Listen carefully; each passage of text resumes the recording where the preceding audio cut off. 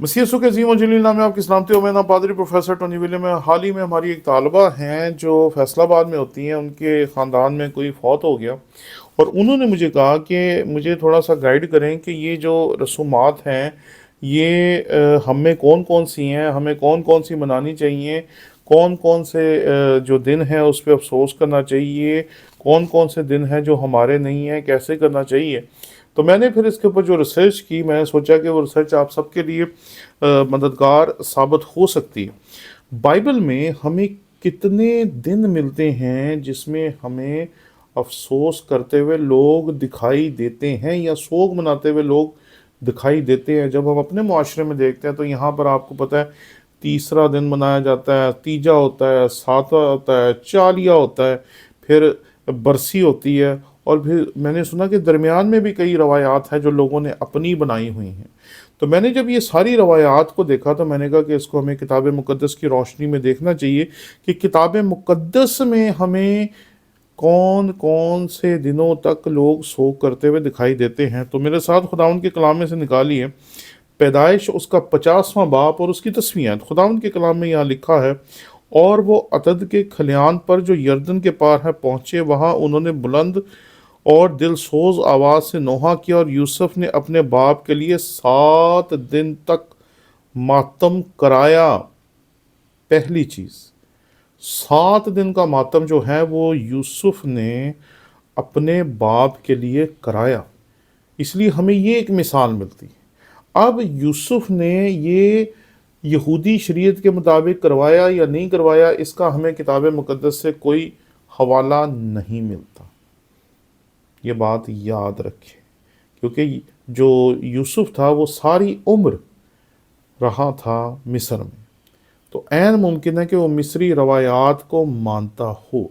इसलिए हम ये नहीं कह सकते कि हमें 7 दिन तक सोग मनाना चाहिए। दूसरी चीज़ जो इस सिलसिले में बड़ी अहम है, शरीयत आकर आती है हमारे पास मूसा के दौर में, और मूसा अभी आने वाला है। तो मूसा से पहले लोग जो थे वो शरीयत के बगैर चल रहे थे और अपने मुताबिक ही वो चीज़ों को मानते और मनाते थे।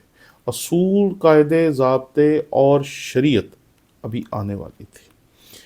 हमारे माशरे में तीसरा मिलता है, साता मिलता है, चालिया मिलता है, लेकिन हमने देखा कि तीसरे का कोई तस्वर हमें किताब मुक़द्दस में नहीं मिलता। अगर कोई मसीह के तीसरे दिन मुर्दों में से ज़िंदा होने को उसके साथ मिलाता है तो ये कोई तुक नहीं बनता जी, क्योंकि ये ना हुक्म है और ना ये शरीयत है, ना ये कोई एग्ज़ाम्पल है जिसको लेके हमें चलना चाहिए। इसलिए तीसरे दिन का हमें कोई तस्वर नहीं मिलता, 7वें दिन का भी हमें कोई हुक्म नहीं मिलता। अगर आप फॉलो करना चाहते हैं यूसुफ के सोग मनाने को, तो फिर आगे जाके इसमें एक और पेचीदगी आने वाली है। मेरे साथ खुदावंद के कलाम में से निकालिए इस्तिस्ना उसका 34वां बाब और उसकी 8वीं आयत। खुदावंद के कलाम में लिखा है, और बनी इसराइल मूसा के लिए मोआब के मैदानों में 30 दिन तक रोते रहे। फिर मूसा के लिए मातम करने और रोने पीटने के दिन ख़त्म हुए। पहले 7 दिन और यहाँ पर मूसा के लिए 30 दिन का सोग हमें मिलता है। अब ये शरीयत के बाद का वाक़या, लेकिन अगर हम कहें कि इसकी मिसाल जो है हमें शरीयत में से मिल जाए तो इसके लिए हुक्म नहीं है, लेकिन आप इसे एक रवायत के तौर पर ले सकते हैं कि उन्होंने सोग किया इसलिए हम भी सोग कर सकते हैं, ठीक है। लेकिन इसके लिए किसी को दबाना, मजबूर करना, जलील करना, तुसी ऐ नहीं कीता, तुसी उंज नहीं कीता, ये गलत है जी। हमने लोगों को लोगों के जनाज़ों पे भी जलील करते हुए देखा है। हमने लोगों को ऐसी ऐसी बातें जनाज़ों पे करते देखा है कि यकीन माने कि लोग रोना शुरू कर देते हैं। इसलिए मजबूर ना करें। अगर आप 3 दिन का मना रहे हैं, हमें बाइबल में से उसके बारे में कोई हुक्म नहीं मिलता। 7 दिन अफसोस कर रहे हैं, उसका कोई हमें रेफरेंस नहीं मिलता। आप 30 दिन कर रहे हैं, उसका भी हमें यहाँ मिसाल मिलती है, हुक्म नहीं मिलता। आगे चलते हैं जी। 40 दिन, जब आप पैदाइश उसका 50वां बाब उसकी 10वीं आयत पढ़ते हैं तो वहाँ पर हमें वाक़या मिलता है 7 दिन के मातम का। अब बाद में पेचीदगी पैदा होने लगी है। جب آپ اس آیت کو پڑھیں گے تو یہاں پر لکھا ہے اور اس کے 40 دن پورے ہوئے کیونکہ خوشبو بھرنے میں اتنے ہی دن لگتے ہیں، اور مصری اس کے لیے 70 دن تک ماتم کرتے رہے ہیں جی۔ ماتم تو بڑھ گیا، یہاں تو اوپر 7 دن تھا، موسیٰ کے لیے 30 دن ہوا، اور یعقوب کو خوشبو لگانے کا جو ماتم ہے وہ اگر آپ دیکھیں تو 40 دن پورے ہوئے اور یوں 70 دن بن گئے، یعنی کہ 40 دن کے ساتھ 30 دن اور افسوس کرتے رہیں، یعنی کہ 70 دن لگے ہیں اس کی لاش کو تیار کرنے کے لیے، اس لیے وہ 70 دن تک ہی ماتم چلتا رہا ہے۔ پیچیدگی پیدا ہو گئی ہے۔ اب آپ 3 دن منا سکتے ہیں، آپ 7 دن منا سکتے ہیں، 30 دن بھی منا سکتے ہیں، 40 دن بھی چلے منا ہی لیں گے، کیونکہ 40 دن میں کوئی خاموشی ہوتی ہے، گھر میں افسوس کا سما ہوتا ہے، اور تو کچھ ہوتا نہیں۔ لیکن اگر 70 دن تک بیٹھنا پڑ گیا اور صرف افسوس ہی کرنا پڑ گیا، اور لوگوں کا آنا جانا بھی ویسے کنٹینیو رکھنا ہے، تو پھر کیسے اس کو مینیج کریں گے جی؟ اور آخری چیز میرے ساتھ خداوند کے کلام میں سے دیکھیے، پیدائش 50واں باب اور اس کی 3 آیت، اور اس کے 40 دن پورے ہوئے کیونکہ خوشبو بھرنے میں اتنے ہی دن لگتے تھے، اور مصری اس کے لیے 70 دن تک ماتم کرتے رہے۔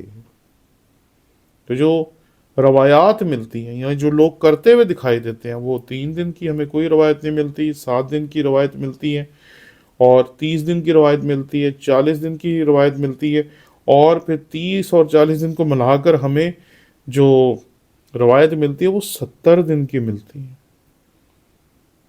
اس لیے ان دنوں کو سیلیبریٹ کرنا جو ہے وہ آپ کے اندر ہے۔